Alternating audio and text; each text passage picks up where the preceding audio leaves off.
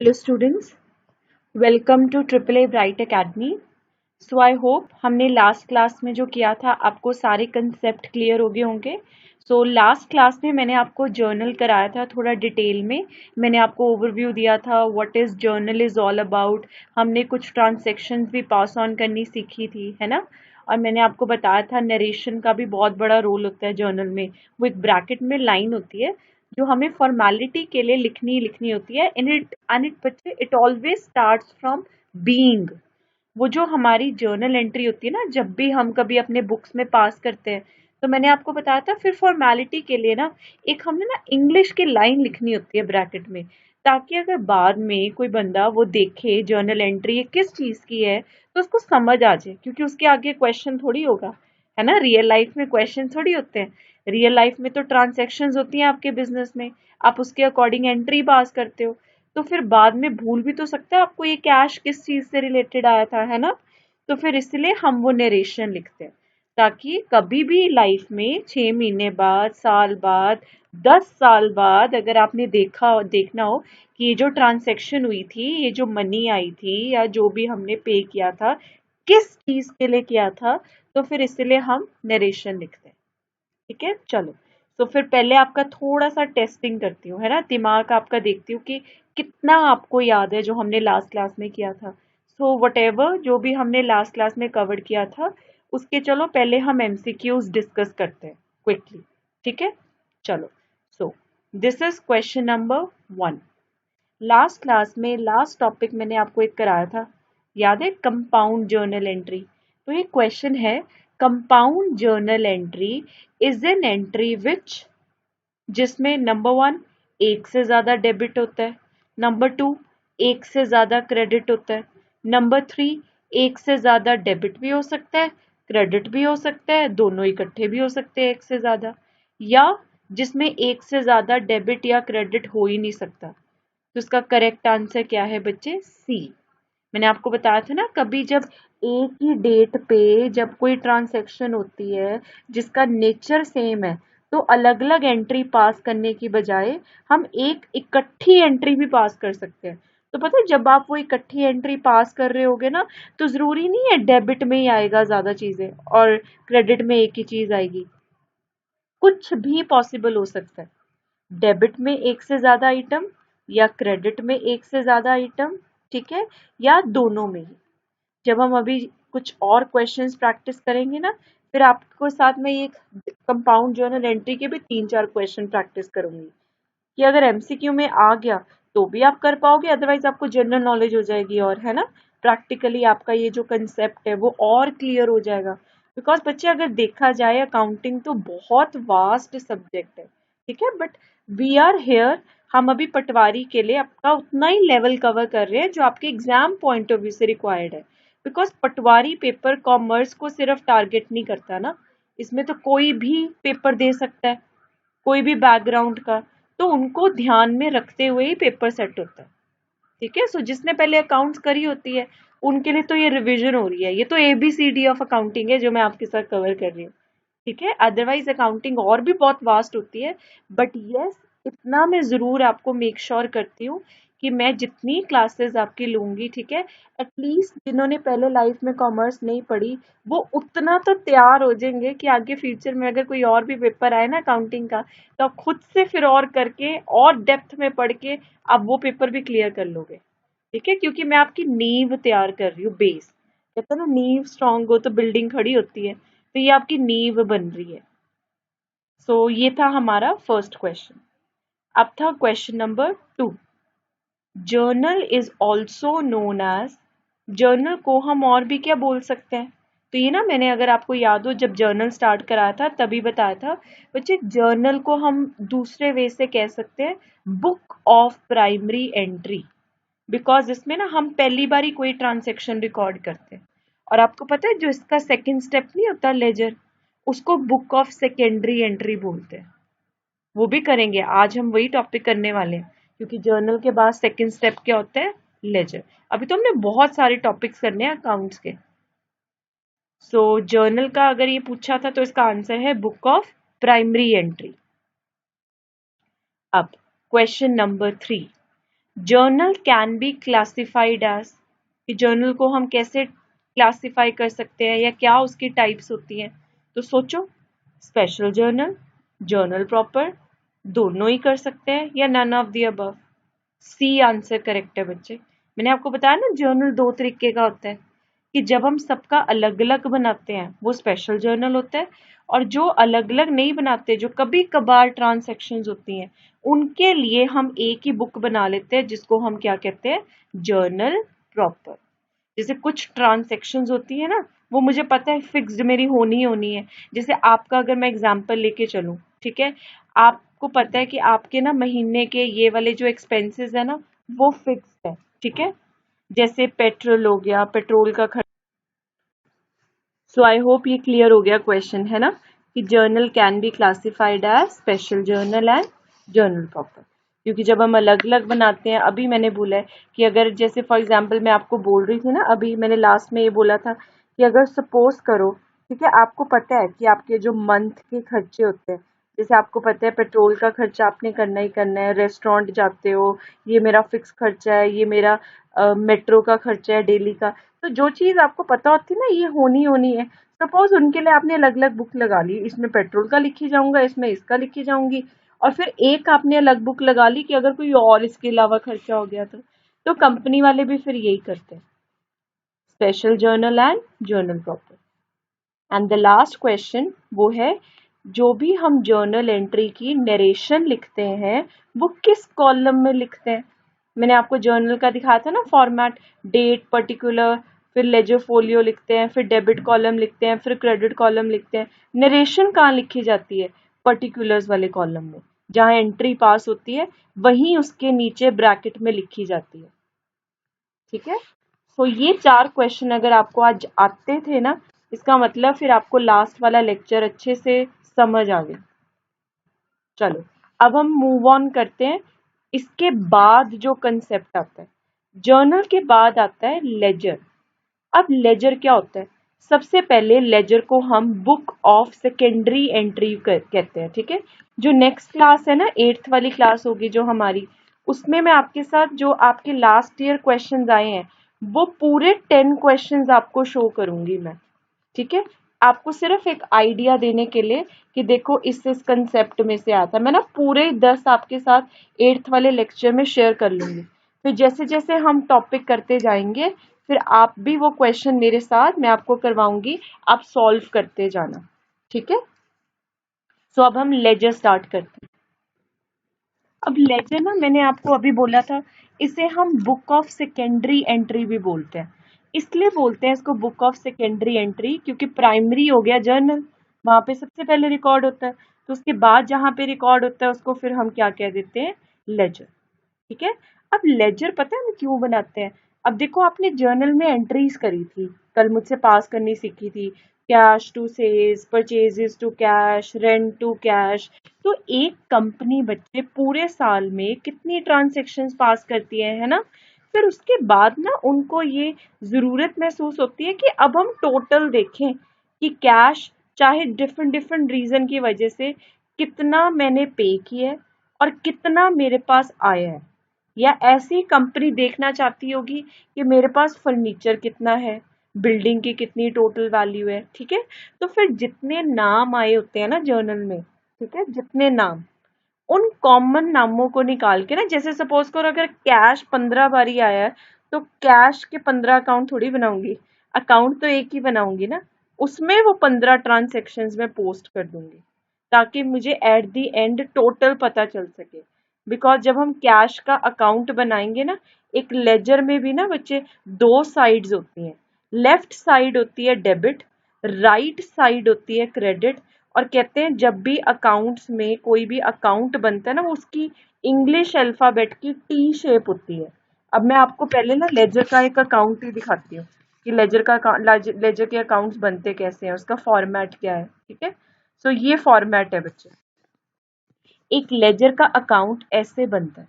देखो left hand side पे debit, right hand side पे क्रेडिट, दो साइड्स होती हैं एक अकाउंट की, ठीक है। फिर जो लेफ्ट हैंड साइड पे डेबिट लिखा है मैंने, वहां पे डेट, पर्टिकुलर्स, जैसे बच्चे जर्नल में लेजर फोलियो का कॉलम बनाया था, इसमें किसका कॉलम बनता है? जर्नल फोलियो का।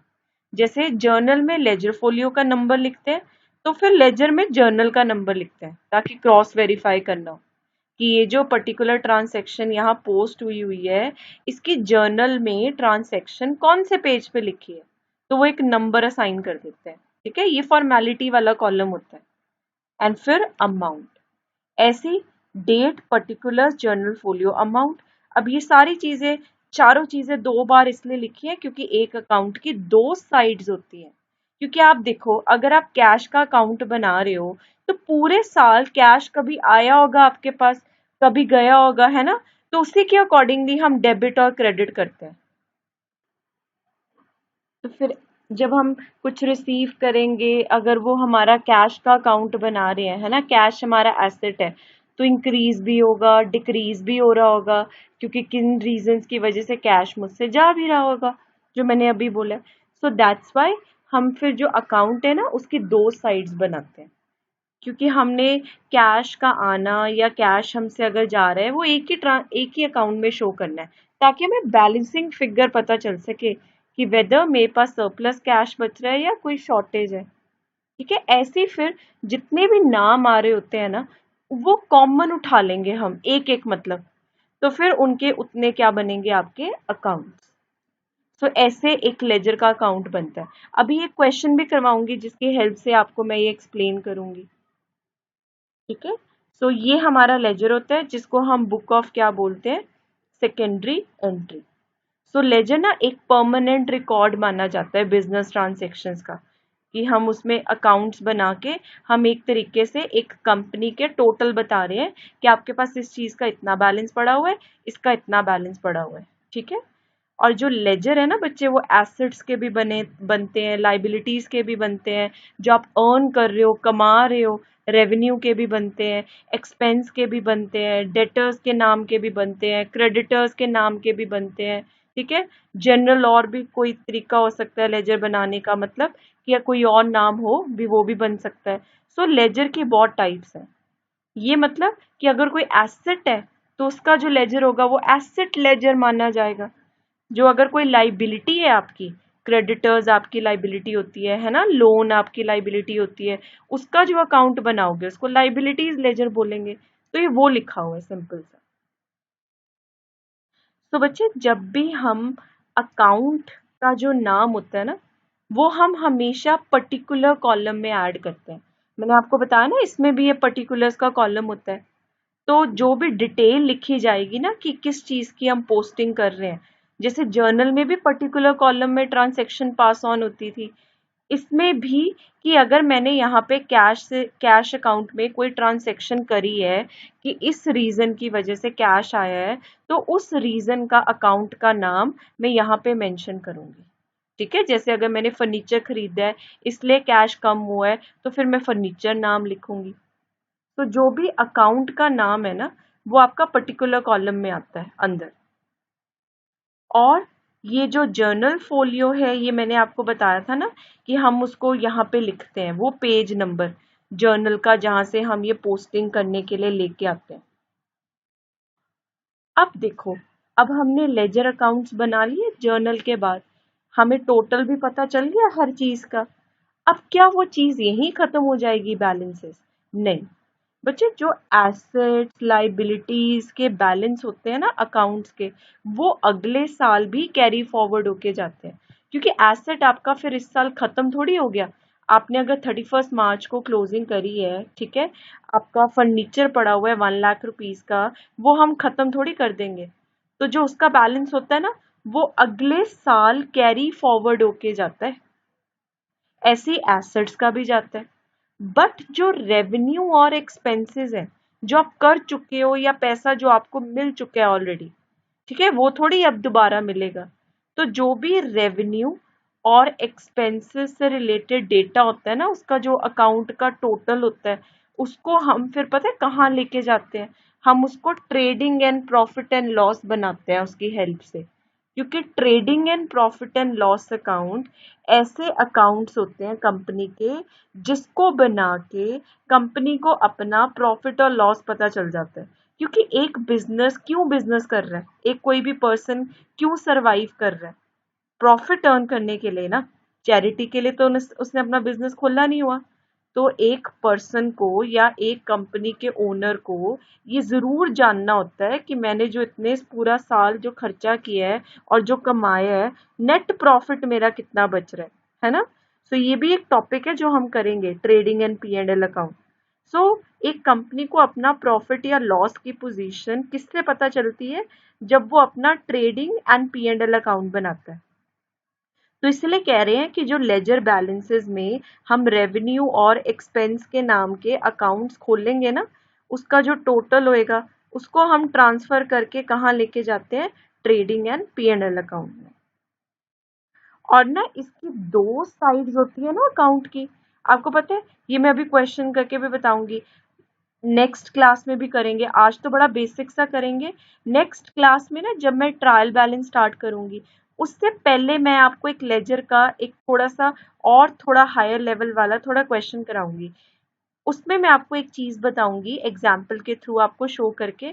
बच्चे जब हम दोनों साइड्स पे ट्रांसेक्शंस को लिख लेते हैं ना, देखो अमाउंट के कॉलम है ना दोनों साइड पे, डेबिट वाली साइड पे भी और क्रेडिट वाली साइड पे भी, हमें ना फिर साल के एंड में टोटल करना होता है इसका। अब जैसे सपोज करो डेबिट वाली साइड पे आपका कोई अकाउंट का टोटल बन रहा है 40,000 रुपीज, क्रेडिट वाली साइड पे टोटल बन रहा है 50,000 रुपीज। डेबिट में कितना बन रहा है 40, क्रेडिट में कितना बन रहा है 50। अब बच्चे अकाउंटिंग का रूल क्या कहता है, जर्नल में मैंने आपको अकाउंटिंग का एक रूल समझाया था कि डेबिट का टोटल हमेशा क्रेडिट के टोटल से क्या करना चाहिए, मैच। तो वो हमने ना इसमें भी मैच करना होता है। तो मैं पता क्या करूंगी, जो नीचे टोटल बनाऊंगी ना, टोटल जहां पे लिखूंगी, जो बड़ा टोटल होता है वो लिखूंगी दोनों साइड पे। जैसे क्रेडिट साइड पे 50,000 का टोटल बन रहा है ना अगर, तो मैं क्रेडिट साइड पे भी 50,000 लिखूंगी, डेबिट साइड में भी 50,000 लिखूंगी। बट जो वहां पे 10,000 की शॉर्टेज पड़ रही है ना, ठीक है, अगर डेबिट साइड पे शॉर्टेज बचे ना, उसको ना 2 से लिखते हैं।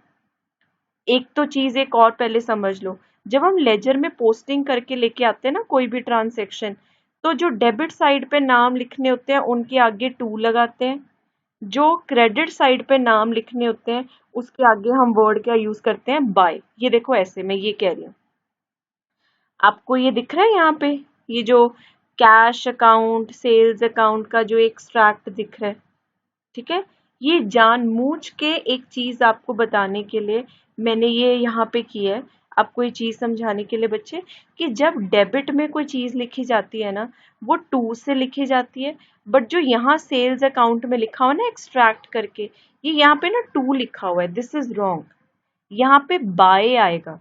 ये मैंने जानबूझ के यहाँ पे इसलिए रखा है ताकि आपको ये चीज सिखा पाऊं मैं, क्योंकि बच्चे जल्दबाजी में क्या करते हैं, दोनों जगह पे 2 लिख देते हैं। अब आप कहोगे मैम हमने वहां पे क्वेश्चन थोड़ी करना है, जो आप ये चीज बता रहे हो, बच्चे क्वेश्चन नहीं करना, बट जब तक दिमाग में कंसेप्ट नहीं बैठेगा आप वहां पे MCQ भी कैसे आंसर कर पाओगे, क्योंकि वो तो आपको घुमा फिरा के जैसे मर्जी क्वेश्चन पूछ सकते हैं।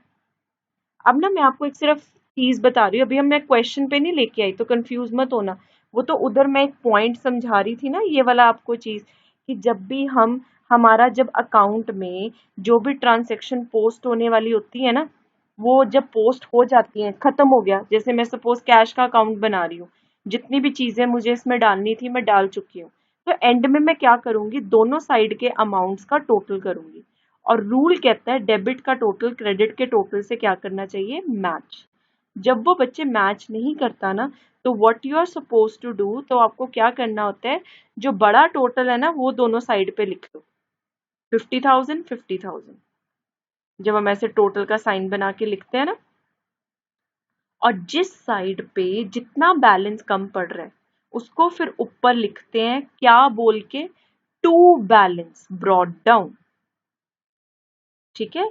जैसे फॉर एग्जाम्पल डेबिट वाली साइड का टोटल 40,000 था और क्रेडिट वाली साइड का टोटल 50,000 था, तो मैंने अभी बताया 10,000 की शॉर्टेज पड़ रही है ना डेबिट साइड पे, तो फिर मैं ना लास्ट डेट लिख के, एक साल कब खत्म होता है, 31 मार्च, ठीक है, सपोज जैसे 2020 है, 2020 या 2019 है तो 2019 लिखूंगी, 2021 है, 22 है तो उतना लिखूंगी। तो मैं क्या करूंगी, 31 मार्च ईयर लिख के मैं लिख दूंगी। अगर तो यहाँ पे डेबिट में बच रहा है तो 2 लिखूंगी, 2 बैलेंस ब्रॉट डाउन।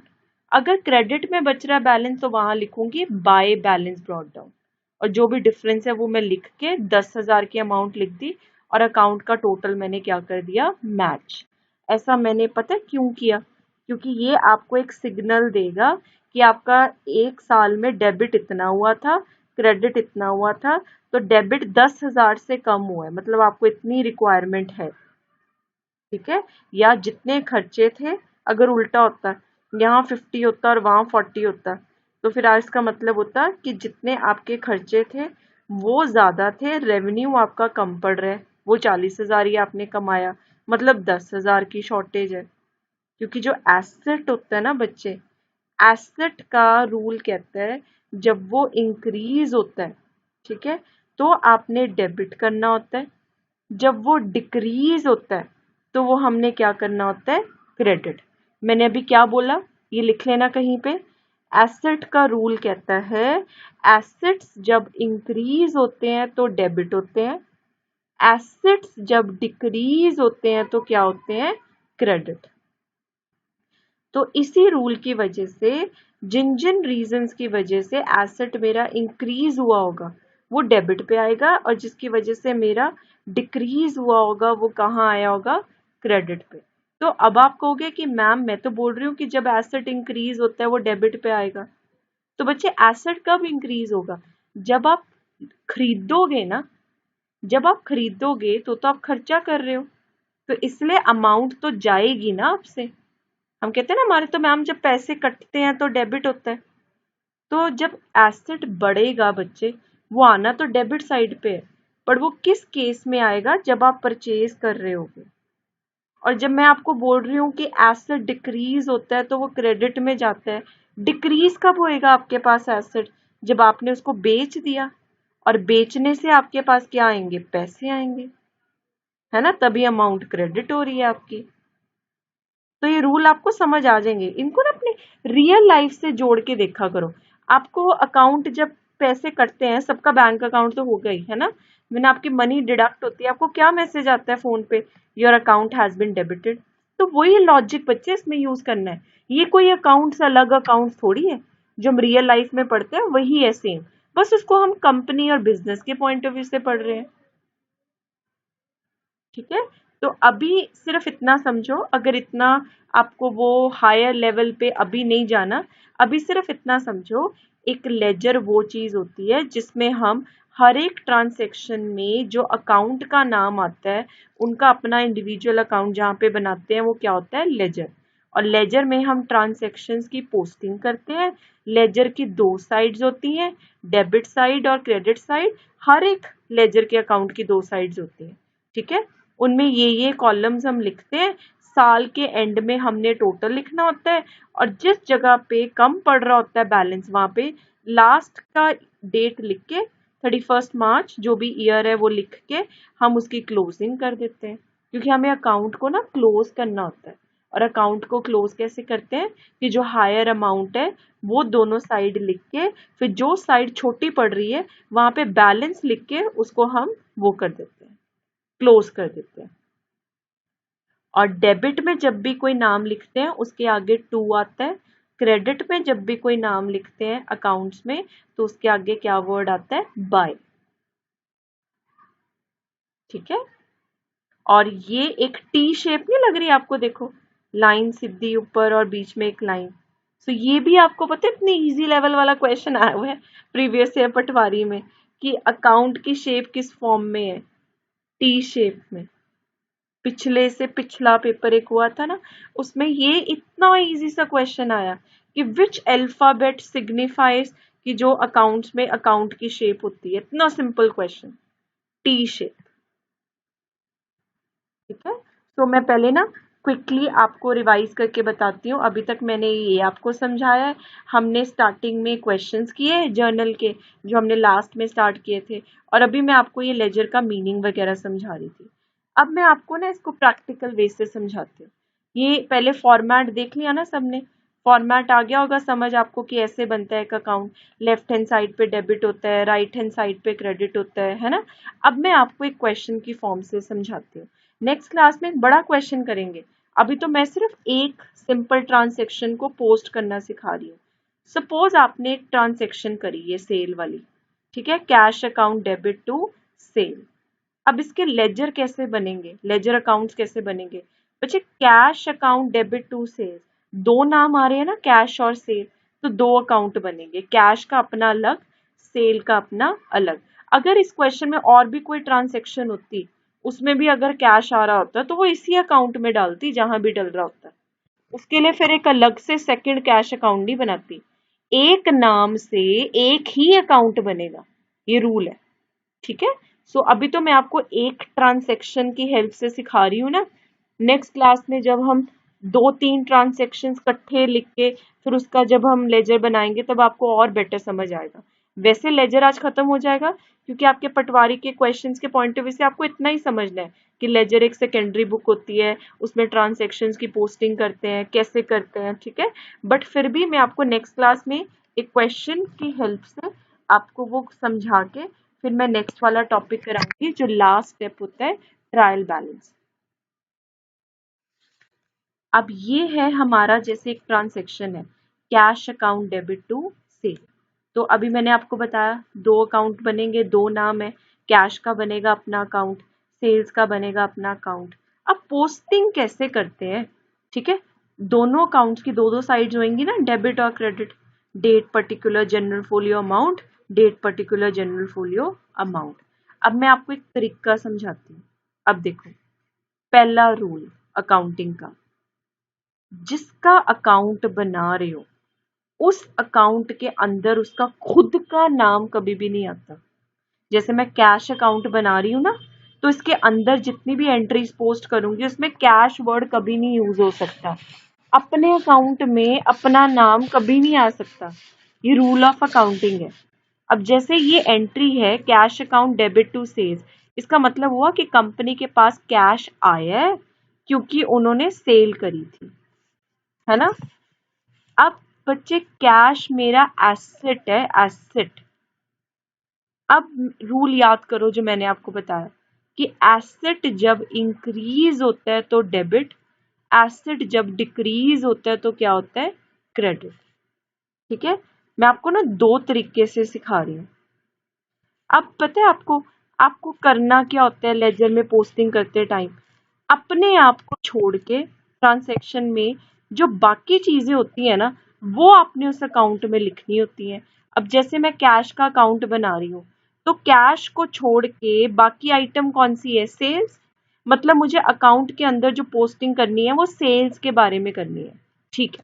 पहली चीज तो यही सोचनी है, पता चल गया क्या सोचना है। पहली चीज कि अगर जिस चीज का अकाउंट बना रहे हो उसको छोड़ के ट्रांजैक्शन में और कितनी चीजें थी वो नाम जाएगा उस अकाउंट में, तो वो मैंने आपको बता दिया कि कैश को छोड़ के बाकी चीज कौन सी थी, सेल्स। अब ठीक है, सेल्स तो आएगा। अब आप जो नॉन कॉमर्स वाले वो सोचोगे यार डेबिट से लिखना है कि क्रेडिट से लिखना है, लिखना कितने है ना, दिमाग में आ रहा होगा ना, हिंदी पंजाबी मिक्स होगी आज मेरी बिकॉज बच्चे हम जब पढ़ाते हैं तो डिफरेंट डिफरेंट स्टूडेंट्स होते हैं ना। अभी तो खैर ऑनलाइन टीचिंग का अलग है ना, फिजिकल टीचिंग का अपना अलग होता है स्कोप। सो आप अगर चलो मुझे बाय फेस देखते, अगर कोई ओल्ड स्टूडेंट है उन्होंने तो देखा भी होगा बिकॉज मैं पटवारी के अकाउंट्स पढ़ाती हूँ, आई टीच देयर। तो जब हम बच्चे ये करते हैं ठीक है तो मेरी पंजाबी हिंदी सारे कुछ मिक्स होता है। वैसे भी लॉजिकली आप पंजाब पटवारी पढ़ रहे हो तो पंजाबी तो आनी चाहिए है ना, बट कई बार कुछ स्टूडेंट्स होते हैं ना जिनको हिंदी नहीं भी समझ आती, तो हमें तो सॉरी पंजाबी नहीं भी समझ आती तो हमें तो हर लैंग्वेज में पढ़ाना पड़ता है। सो आज मेरी चलो पंजाबी निकल ही गई है ना। सो अब जब बच्चे हम cash account debit to sales account entry हम पास कर रहे हैं तो पहला रूल आपको मैंने बताया, आपको अंडरस्टैंड करना है कि कैश को छोड़ के जो दूसरा पार्ट होगा वो मुझे उस एंट्री अकाउंट में पोस्टिंग करनी होगी उसकी। अब कैश को छोड़ के दूसरा नाम कौन सा है, सेल्स। चलो अब सेकंड स्टेप, सेल अब डेबिट में लिखूं कि क्रेडिट में लिखूं क्योंकि एक ही जगह पे पोस्टिंग होगी। अब ये मत सोचना कि जर्नल एंट्री में सेल क्रेडिट पे लिखा हुआ है तो यहाँ पे भी मैम क्रेडिट में ही आना होएगा, और कहाँ आना होएगा? नो, हम अब एंट्री पास कर रहे हैं कैश अकाउंट के पॉइंट ऑफ व्यू से। तो मैं ना आपको दो तरीके बताती हूँ। एक तरीका बताती हूँ कंसेप्ट वाला, जो याद होना चाहिए, असली तरीका वही है। दूसरा तरीका शॉर्टकट मेथड, ताकि अगर जिसको नहीं भी वहां कंसेप्ट याद रहा तो ये शॉर्टकट तो मेरा हमेशा याद रहेगा। ठीक है, क्योंकि पता है क्यों, कई बार ना एमसीक्यूज में पूछ लेते हैं कि ये अगर परचेज करे हैं गुड्स, तो गुड्स के अकाउंट में परचेज डेबिट होगा कि क्रेडिट होगा, दोनों हो सकता है, none of the above. Question तो एमसीक्यू किसी भी फॉर्म में आ सकता है ना।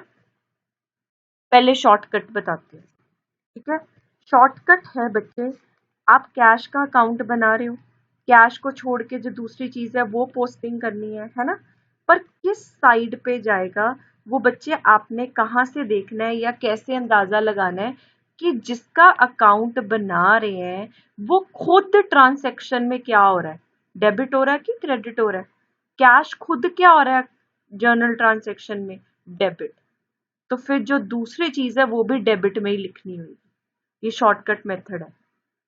अब जैसे मैं सेल्स का अकाउंट बना रही हूँ, मैंने आपको कहा है फिर सेल्स को छोड़ के बाकी चीजों की मुझे पोस्टिंग करनी होगी। तो फिर सेल्स को छोड़ के दूसरी चीज कौन सी है? कैश। मतलब मुझे अकाउंट के अंदर कैश लिखना होगा कि ये मैंने कोई सेल करी, उससे इतना कैश आया। सेल यहाँ पे कहाँ लिखा हुआ है? क्रेडिट में।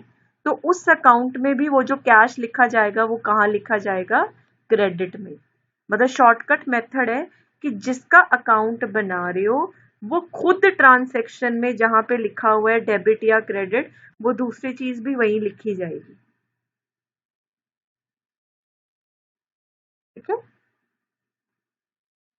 ये तो है आपका शॉर्टकट मेथड। अब मैं आपको कंसेप्ट समझाती हूँ बच्चे। कैश ना हमारा एसेट होता है, तो कैश जब इंक्रीज होता है तो वो डेबिट होता है। ठीक है, क्योंकि एसेट कोई भी हो वो इंक्रीज हो तो डेबिट में जाएगा, डिक्रीज हो तो क्रेडिट में जाएगा।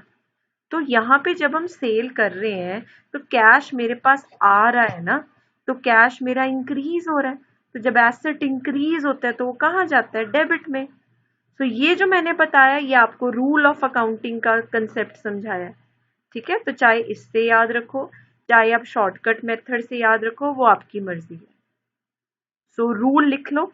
आज का मैंने एक रूल आपको जो बताया है, इफ एनी एसेट, आप अगर किसी भी एसेट का अकाउंट बना रहे हो, चाहे सिर्फ कैश का नहीं, फर्नीचर भी आपका एसेट होता है, बिल्डिंग भी आपका एसेट होता है, तो आप किसी भी एसेट का अकाउंट बना रहे हो, जब वो इंक्रीज हो रहा है तो डेबिट में जाएगी चीज, जब वो डिक्रीज हो रहा है तो क्रेडिट में जाएगी चीज। पर ये याद रखना, जिसका अकाउंट बना रहे हैं उसका खुद का नाम कभी नहीं आता, जो दूसरी चीज होती है उसका नाम लिखना होता है।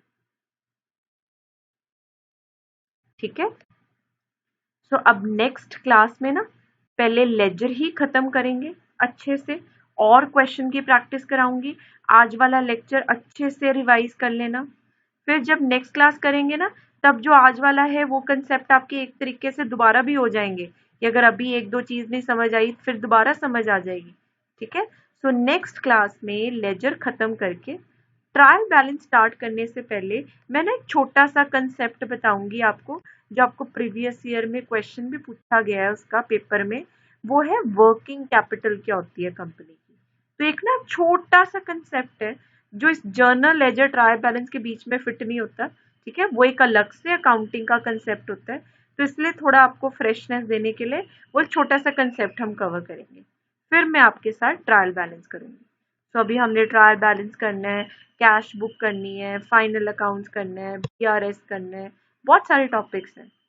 Because we have figured out the topics according to the questions जो प्रीवियस ईयर में पूछे गए। चलो, तो आई होप आपको आज का लेक्चर समझ आया होगा। कईयों का दिमाग घूम भी गया होगा 360 डिग्री, क्योंकि अभी तो बेस बन रहा था। अब स्लोली स्लोली हम अकाउंट्स में अप होते जा रहे हैं। ठीक है, तो अप में तभी मूव ऑन कर पाओगे अगर पिछला रिवाइज करोगे, क्योंकि ना अकाउंट्स एक ऐसा सब्जेक्ट है, बेस बीच में से कोई एक भी क्लास मिस होगी ना तो फिर आगे समझ नहीं आएगा, क्योंकि सारी क्लासेस बच्चे एक दूसरे के ऊपर डिपेंडेंट है। ठीक है, जैसे अगर मैं बीच में से कोई एक ईंट हटा दूं तो बिल्डिंग थोड़ी ऊपर बन जाएगी, सारी ईंटों का लगना जरूरी है ना। तो बस वही है सारी चीज। सो घबराओ मत, अकाउंट्स बिल्कुल भी टफ नहीं होती जो पहली बारी पढ़ रहे हैं, बहुत इजी है। ये बस थोड़ा टाइम मांगती है आपसे, और ये मांगती है कि दिमाग खोल के पढ़ो, 360 डिग्री अपना पूरा माइंड ओपन करके। चलो, so that's all for today. Have a nice day everyone.